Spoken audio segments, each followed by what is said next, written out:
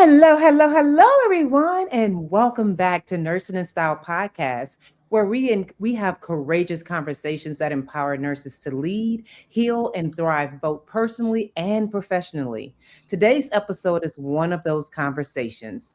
There are topics we often avoid in healthcare because they feel too personal, too uncomfortable, or too difficult to unpack. Yet many of the struggles nurses face, burnout, people pleasing, perfectionism, emotional exhaustion, and difficulty setting boundaries, and even leadership challenges can sometimes be traced back to deeper experiences that began long before we entered the profession. Today, we're joined by Shanekah Polk, family nurse practitioner, healing facilitator, founder, and CEO of Infinite Healing Well. Through her work, Shaniqua creates transformative spaces where individuals can explore healing, break generational cycles, reconnect with their authentic selves, and move toward greater clarity, alignment, and wholeness. In today's episode, Unmasked Healing Generational Trauma in the Nursing Profession, we will explore how inherited patterns and unresolved wounds can influence how nurses care for others, lead teams, navigate relationships, and show up in every area of their lives. This conversation is more than a podcast, it's an invitation to reflect, release, heal, and grow. So please help me welcome Shanekah Polk to the Nursing in Style podcast. Th- Thank you so much. I'm honored to be here. Fantastic. So, Shanika, there are a lot of people that are not familiar with the term generational trauma. I know in a Mhm. lot of other spaces, people say that is not a thing. So, what is generational trauma to you? What does that mean to you? For me, generational trauma is the passing down of those emotional wounds, the survival behaviors, the beliefs, the the coping strategies and unresolved pain that gets passed from one generation to the next. The coping Mhm. strategies. Coping Not that, strategies, coping mechanisms. Yes, ma'am. not that all them coping strategies are good. Uh, Right. Many of them can be toxic. So we are going to start unpacking that and start diving a little bit deeper into understanding generational trauma. So a few more questions in this category. How do Mhm. many people carry inherited emotional wounds without even realizing it? So many of us carry these wounds without realizing it because we think that's just how we are. Hmm. That's our norm. And oftentimes, the environment that we're in, it will reflect the same behaviors that we're accustomed to. And Mhm. so we may not even know that there's something wrong, especially if this is something that we learned in our childhood and have carried throughout our life. So, depending on what that toxic behavior might be or what that trauma may have been, we can carry it in us and then it show up in our life and us we not even be aware of it. See that? So, So yeah. what are some of the common signs that generational trauma may be affecting someone's life? Give me some tangible examples. Tangible examples. I would say overachieving. And Really? that's Come on now. overachieving, being the person who has to do everything themselves. That comes Mhm. from a place of safety, not being allowed, not being able to. It comes from a place of safety as well as trust, not being able to trust or allow Mhm. anyone else. I have to be the one to do it. People pleasing comes from a place of trauma because how many of us didn't want to get the adult upset, or you didn't want to make others upset? So we forget who we are and we morph into this person or this image of who others may want us to be. So we conform. Mhm. And that usually is not a good thing for us to do. But again, it's a behavior that we carry so deeply with us because it's something that we learned early on as Mhm. part of survival.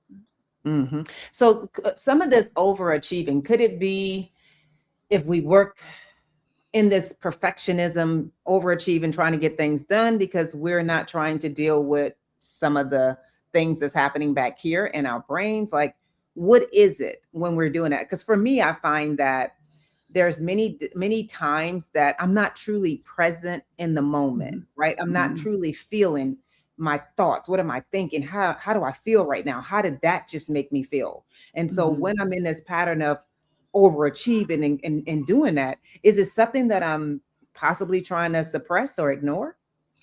I would say that it's not something that you may be intentionally trying to suppress or ignore. It's Clip that. underlying, it's a subconscious behavior. Hmm. Again, as this comes from, it typically goes back to our childhood, somewhere. When it comes to the overachieving, or people pleasing, or the perfectionism, we typically learn early on that certain behaviors are not okay. So Hmm. overachieving, I'm going to try to relate this to other things. So I was an overachiever in school. I used to call myself a professional student. Okay. I hear that term. And I had to get all A's. Now, and that it carried on through nursing school and all of that. But I know for a fact that that goes back to my childhood, because I better not have brought home anything other than an A, because the Hmm. mentality at that time is that you're a child, you don't have any responsibilities, so there's no reason for you to bring home a C. That is not acceptable. You're not Hmm. average, so those type of ideas took root. Hmm. Perfectionism, even as nurses, we understand perfectionism because we're nurses. So there are people whose lives are depending on us to do certain things perfectly. You know, Hmm. you kind of have to, especially when someone else's life is on the line. And so it can interweave into other areas of our life where things have to be perfect. Perfectionism can cause you to freeze. It'll stop you from moving forward. You may have this idea, Yep. but if it's, you might have this idea, you might have even a business. If you don't feel as though you're doing it perfectly, no one may ever find out about it. You Yep. know, and so Yep. it goes into so many areas of our life. And again, so oftentimes we're functioning on autopilot. Yep. We're not even aware. That's true. All right. So we're going to go a little deeper on the hidden impact on nurses for generational trauma. Mhm. So, do you see connections between generational trauma and burnout, or compassion fatigue, or chronic stress? Absolutely, all of the above. Hmm. Um, the connections between the burnout, again, it goes back to that I have to be. If you were taught as a child that your needs come last, everyone can come before you, including Yeah. your patients. I mean, think about it. As nurses, so many of us self-sacrifice, and we may not even think of it as self-sacrifice. What about taking that bathroom break when you've been holding your bladder for 3 hours, but you can't get Right. away from the unit? That's self-sacrifice. That's being Yep. taught. That's standing in the idea that someone else's needs are more important than your needs at that time. Mhm. So, yes, Mel. Did I So, answer your and question? healthcare system plays in there. The patients come first, and I'm like, nurses, you are the Mm, first patient. Please take a moment, drink absolutely. some water, go to the bathroom. Right? I got my first UTI when I was a brand new nurse on the floor, and I was told by another nurse, you'll get plenty more. That won't be the last." That's not normal. And so That's not cool. there's a problem with that. So it's Right. very much like on the when you're on the airplane and they tell you Yes. that the mask drops down, and Yes. our instinct says for us to help somebody else first, help that Hmm. child that you're with first. But the instructions tell us to put our mask on ourselves first, because if I Yes. pass out while I'm trying to put my mask on my daughter Wisdom, both of Right. us are doomed. Now both of us are in trouble. But if I can secure myself and Hmm. then take care of her, but we're taught that we're taught, society has taught us, school teaches us, and you just stated the hospitals, the patient is the primary. So oftentimes we're last. And as a result of that, that's when you have this exhaustion, this Yeah. burnout, and it goes even deeper than that. Sometimes the exhaustion can be because of finances. And Mhm. that's part, people don't look at that as part of generational trauma, but absolutely it is. How we Mhm. manage money, how money comes in, how do we feel when it goes out? All of these Mhm. things are patterns that Yeah. we've learned stemming from childhood. Yeah. Sometimes, there's some things that we have to wake up and say. For instance, I'll never forget one professor challenged me with this, and she said, "Why do you eat your apple pie from the skinny piece? Why you don't eat it from the other side?" Ah, I was like, we were interesting, trained to right? do it that way. There you go, because you were trained. Exactly. And then we would get ready to eat our food, and she would always start with desserts first. And I was like, "Why are you starting with dessert first?" She said, "Sets my palate up well, and I love dessert, and I want to make sure that I save room. I mean, start. That's the first Yep, part that I want to be inside of me." And I'm like, "Okay, right." So how we perceive things, how we interpret things, sometimes we don't even challenge why do we do the things that we do, even in some absolutely. brands and things that we buy. So things easily get passed down without us ever even paying attention. So, why do so many nurses struggle with boundaries and self care? Is it because of what the system says, like you've been saying? Put us I last? was I would say that so many nurses struggle with boundaries and self-care because we weren't taught boundaries. As if we go back, many of us can reflect and understand that Mhm. I don't know about you. I'm 48 years old, but I was not Mhm. taught boundaries as a Nope. child. Mm-mm. And when we really think about this, this statement might be a bit heavy. If we were Mhm. taught boundaries, some Mhm. of the violations that have happened with children would have never happened, because then the child would Ooh. have boundaries. They will feel secure in saying no, don't. They don't have the idea that they have to do whatever an adult tells them to just because they're an adult. And so boundaries are something that typically starts at home, and we're just getting to the point where we're starting. I didn't hear about boundaries until I was in my late 30s, and I'm 48. Uh, yeah, same here. Okay, Uh, so yeah, but I it's didn't learn about it in my late now. 30s. I learned about it in my late 40s that I Mm, recognized what that was. And it's been such a healthy journey for me it since I've has, learned to do yes. that. I've learned to say no, and that's the complete sentence. I don't need to explain that any further. That's another thing. When it comes to the trauma thing, when it comes to the generational trauma and passing those traumas down, simple stuff like saying no. Yeah. Simple things like saying no. And the thing is that if I was never taught to say no, if it was not okay for me to say no as a child, how can I Mhm. fast forward to being 28, 30 years old and have the confidence to say no to someone out in the world when I've spent 18 years of my life not being allowed to say no, 18 years, Yes. maybe more, and Yes. so it can be uncomfortable, and Yes. then to say no without explanation, understanding that no is a complete sentence. I am 48. I said this earlier. I'm 48 Yeah. years old. And just recently this year, for the first time ever, I was able to tell a specific loved one no without an explanation behind it. And it was like a really big moment for me. This is someone who raised me, and Yeah. normally I have, well, no, I can't because I got to do it. Right. No, I'm not available. And it didn't go any further. And I felt like such an adult when I Yeah. did that, Took your but power back. absolutely, Yeah. that's one of the areas that we give away our power and we're not even aware most of the time. I love it. I love it. Well, let's see. We got some people watching us live. So I want to say hi, Hello. Jackson. Thank you for being here with us. All right. We're going to move into unmasking the pattern. So we talked about some inherited beliefs that keep people stuck that they don't even realize. Hmm. How do family narratives influence our decisions, confidence, and sense of worth? What's your thoughts on that?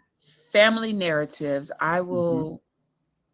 Let's start with money. As far as money, one of those things that's always I'm an entrepreneur, so money is one of those things that's always churning in my mind, right? So if Yes. you grew up in a family where you were taught that money doesn't grow on trees, all Flip re- that.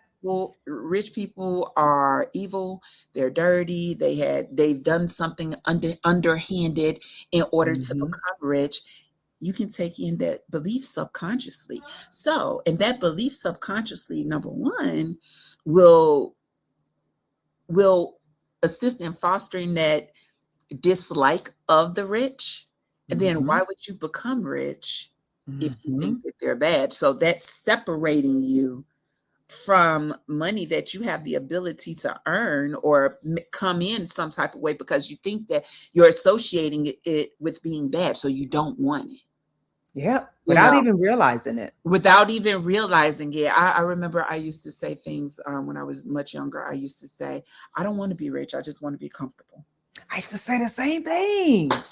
See? Now I I wonder realize, how many people watching have said that before. I've heard yes. that. And now I know where I heard it from. I'm Mm-hmm. positive about where I heard it from. That was a repeat. I was Yeah. parroting and mirroring something that someone else had said. You know, Yeah. I used to say that I never want to be in charge. Never want to be in charge. You know, especially of a bunch of nurses. You know, and I know that that statement didn't come from me either. My mom is a Yeah. nurse. My Yeah. mom is a nurse as well. And so some of these things are things that she's been a nurse since I was a small child. So I've Mm-hmm. heard these things over the years and I took them in. Well, that doesn't make sense for me to not want to be in charge when you're an entrepreneur. You kind of have to be in charge. So Yeah. these things can get into our subconscious and they affect our behaviors. They affect the way that we function in the world. They affect the way Mm-hmm. that we see things, the way that we think. And so it's important for us to be aware of, at least aware of what it is that we learn. Once you start having that awareness, the Mm-hmm. beautiful thing about awareness is that awareness puts you on the road to change. Now, once I you're aware of it, you can do something about it. Yeah, I often say you cannot unknow it. Once you Right. know and you got that Once you, knowledge, you can't unknow. You're gonna have to do absolutely. something about it. Absolutely. Yes. And I'm gonna give a shout out to my uncle Les Brown. When I was young and in college, I remember the statement you said that I don't want to be rich, I just want to be comfortable. And Les Brown was on the stage at one of these conferences, and I'll never forget. And he was like, in order to be comfortable, you're gonna have to get rich. Get Come on. comfortable with wanting to be rich, be Yep. comfortable with having choices. And Les Brown, thank you, because at that moment you gave me my permission to just be free, Mm, focus absolutely. on my passions, and know that as I'm working through my passions, as I'm delivering these things, and as I am intentional about my wealth, all of that continues to come to me and having more opportunities to make a bigger impact. And so I think we do need people having conversations with us to allow us to just be free. And sometimes our parents say things unconsciously, not realizing what those messages may really mean. So if we don't really Absolutely. break down what that means, we're going to walk away with these things, not realizing we'll be applying false principles in our lives. Absolutely. And so, in regards to our parents, I think that it's safe to assume that they didn't know. Yeah. You know, uh, the research about um, programming a child's mind between the ages of 0 and 7, that's new Mhm. research. That's Mhm. information that has come out in the last couple of decades. So in the 40s, 50s, 60s, 70s, 80s, this was not common knowledge. Yeah. So parents wouldn't have known that everything that their child sees them do or hears them say is going down, and they have zero discernment. The children have no discernment. They had no way of knowing that that was programming them for the Mhm. future. You know, Mhm. some things they knew to be intentional about. Absolutely. Some things they knew to be intentional about, others they didn't. So some Yeah. of these things we learned unintentionally and we picked up from our parents without them knowing and without us knowing. And so it's Mhm. not a thing about blame. Once you get on that healing journey, it's not about blame anymore. It's about acknowledging that this is what happened. Mhm. This is where I am now, and this is where I'm going. So this happened, yes, it did, but that was back then. It's no Mhm. longer a whole. I don't have to allow what happened back then to interfere with where I'm going now. I love it. I love it. I love it. I love it. So, Thank you. what does it mean to unmask the parts of ourselves we've learned to hide? Oh, I love this question. I would say to unmask the parts of ourselves that we've learned to hide is to be authentic. Be Mhm, authentically you. We have all of these roles, we have all of these hats that we wear. mhm, So I'm a mom, I'm a mhm, nurse, I'm a mhm, wife, I'm a consultant, I have a business, I'm an entrepreneur, all of these different things. mhm. When I remove all of that, what's left? Who am I without all of that? Who am I without someone needing me Mm. or someone needing me to be a certain way? Who am I when you strip away all of those hats, all of that? Who am I when I'm by myself? Hello? Ooh, clip that. Did it Mhm. freeze? Did it freeze? No, you're good. You're good. Keep going. Who Okay. am I when I'm by myself? Keep going. Who am I when I'm by myself? That's what that's, am I confident in myself or am I hiding certain things about myself? Or Mm, attempting to hide, because the things that we attempt to hide are usually the things that come out the loudest. So, mm. but that's what I would say unmasking is.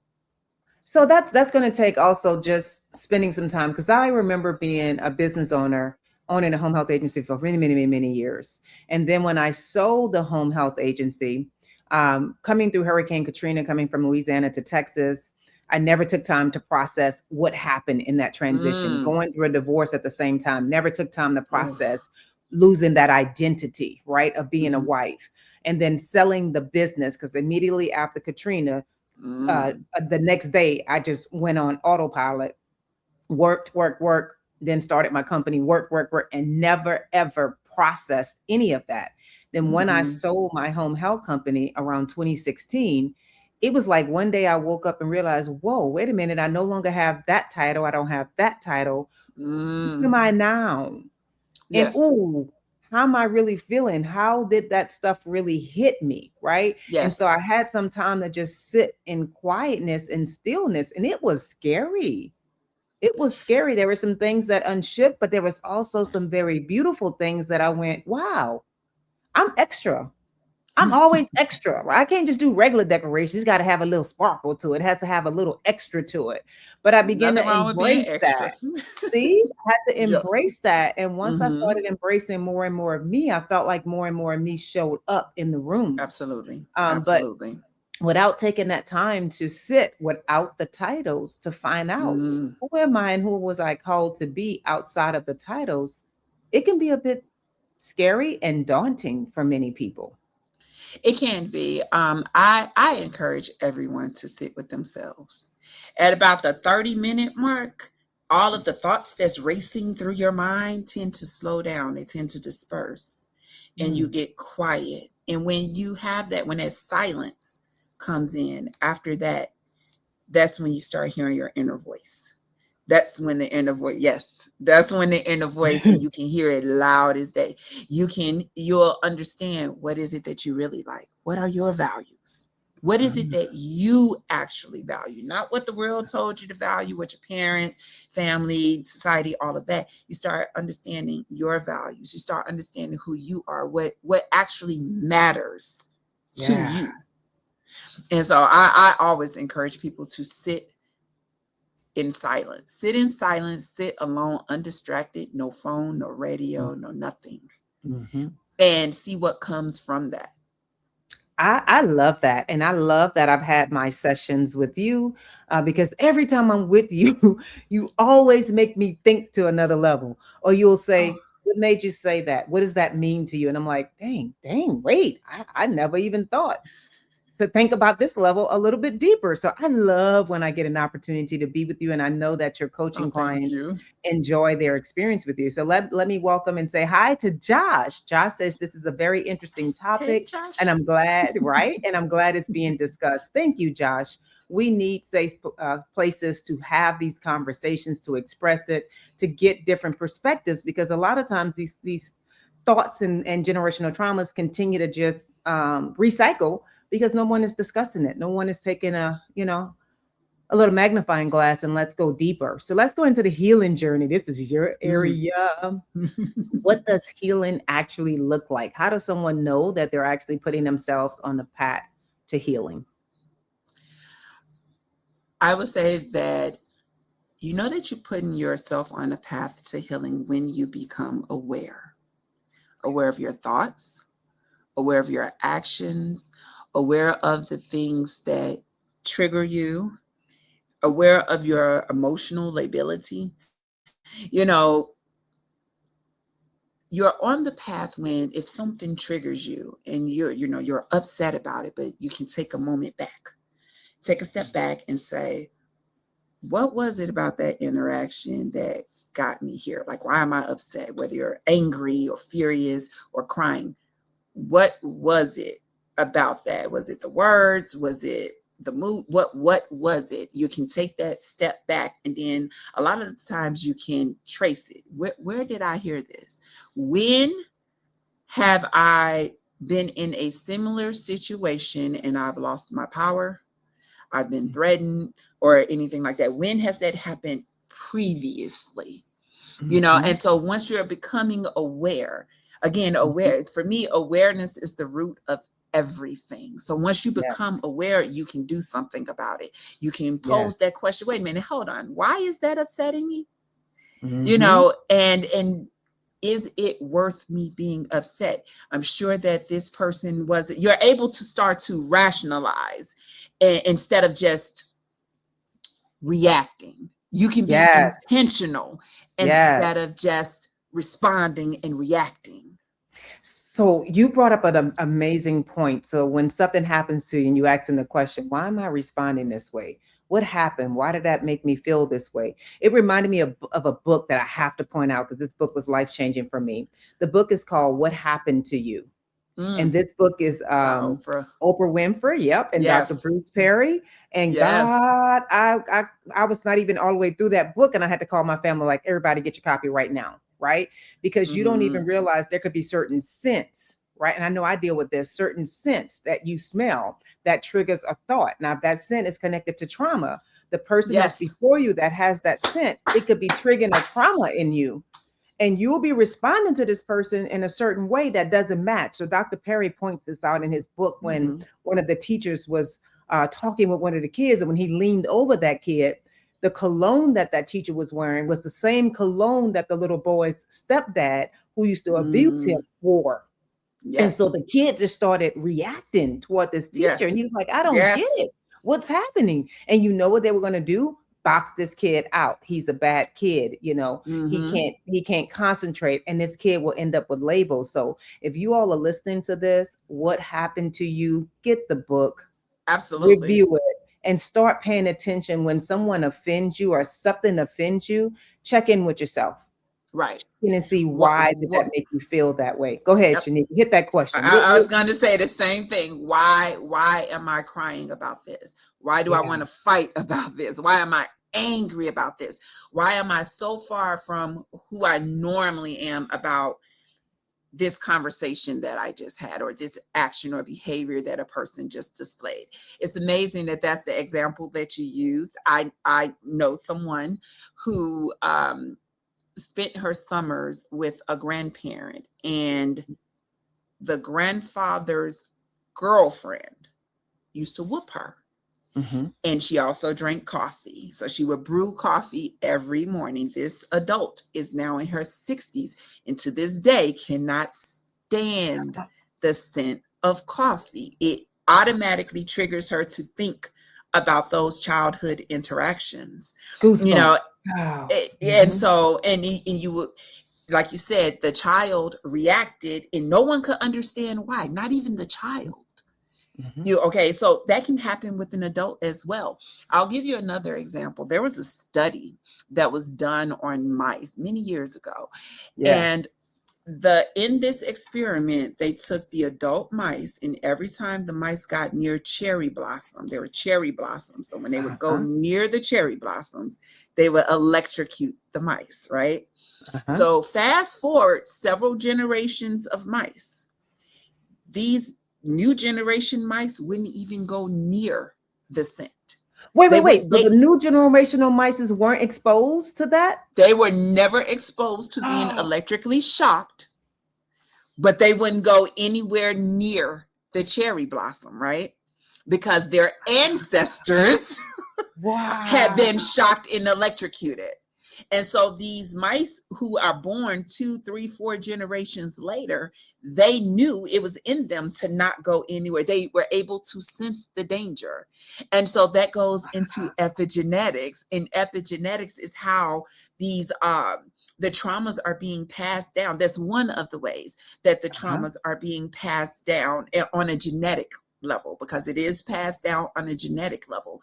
Every trauma that, let's say, your great grandmother experienced, right? Well, your grandmother was an egg inside of her ovary at the time that your great grandmother was experiencing these traumas. So that moved into your mom, and then your mom gave birth to you. So that's dormant in you. It may not even be dormant. It's in you as well. And then the patterns from the behaviors, things such as, I have a good one for you. Dr. Joy DeGruy talks about how, so this example, let's say that you have a child and it's parent teacher day, okay? Report card pickup day. And so let's say that the mom is there getting the report card and the teacher is all the rave about the child. Oh, they're such a good listener. They like to help and volunteer. And the mom may start to automatically put the child down. Well, he doesn't do that at home, and they don't listen at home, and those types of things. Oh, this goes I've back heard to it before. slavery. Yes. And so this was a safety mechanism. Because imagine being on a plantation in 1840, 50, whatever it was, and now someone is complimenting your son. The master is complimenting your son. Oh, say John is so big and strong. Well, now you're at risk for your child being taken away from you. So of course, no, he's dumb as a doorknob. He don't listen well. So you say all of these things to deter them from taking your baby. That's a survival mechanism. And then it's gotten passed down generation to generation, and it shows up in different ways, and we don't even know what the core of it is. So imagine the child overhearing all of these things that the parent is saying, and there's no context to it. Now they think that their parent feels that way about them. So again, that trauma and those cycles being passed down. Yes. All right. So we're about to wrap this on up. So I'm going to ask you a question. What does living in alignment mean to you? For me, living in alignment means listening to my inner voice, trusting myself, and doing what feels right for me. All right. I like that. Now we're going to go into our rapid fire questions. You're going to answer these responses. First thought, one word type answers. One word that describes healing. Freedom. One myth about healing that needs to be challenged. One word. Go ahead if you got it. The myth is that if you need to heal, you're broken. You're never broken. You're never broken. Ever. Oh, that's a challenging. See, as you go again, that's a challenging one right there. Now that's gonna have to carry on to another level of conversation. You're never broken. You're never broken. Practice everyone should adopt. One daily practice everyone should adopt. Sitting in silence and self-reflection. I like that. You said that 30-minute mark is when you start to hear the inner voice. So that's a good challenge. All right. One lesson healing taught you personally. One lesson that healing taught me personally.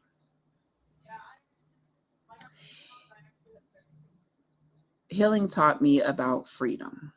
It taught me that I didn't even know who I was. I had no clue of who I was, my abilities. That's what I'll say. One lesson that healing taught me, healing freedom. I like that. One message for nurses who are struggling silently.